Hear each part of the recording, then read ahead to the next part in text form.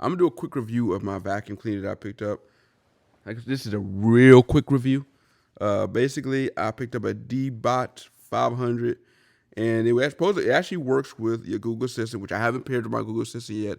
I did pair it up with where I can use the app now, and honestly, for using it to keep up and clean up, like just running through every day or twice a week or something like that to maintain, your carpet being clean and not really having to. I think the biggest application for this is when you're gone and everybody's at the house, you can push a button and it can run through the house real quick and vacuum things up. And that's where it's good for. Now, the biggest thing is going to be obviously is knowing your area. And I think for the first couple of times, you may want to sit there and watch it and look and see what it gets hung up on while it vacuums. Because if it get hung up on certain things while you're here, imagine when you're gone and it's knocking things over, which it's not supposed to. But I think the biggest thing it would get caught up on would be cords. So if you got cords in the way or something in the way, I can see where it can get stuck on something. Now, for the most part, if it do sense that it gets stuck on something, it tries to back its way out of it. But again, you're looking at a device that it's a robot. It's don't have the mind of a human.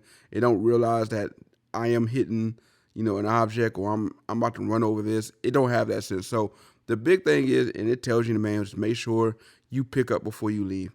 Now, as far as the capacity, as what it can hold, it do not have a big capacity. So definitely not meant to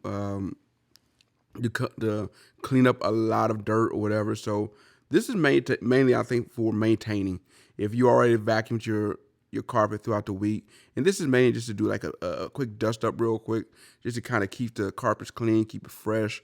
It works out good. And one of the things I was able to do with it paired with, and this is why, and I hate to step back from what I'm trying to review here to bring something else up, but I almost have to. So last year when they had Prime, I decided to pick up one of these cameras for pretty much where you could basically see what's going on in your property. And the camera I have right now, basically from a remote site, I can, on my phone, go to it and I can see what's going on live. And basically what I end up doing, just to kind of test it, is use the camera, turn it on from a remote area so I can see the vacuum cleaner. And then make sure wherever the vacuum cleaner is going, I can kind of watch it, make sure it's not getting hung up.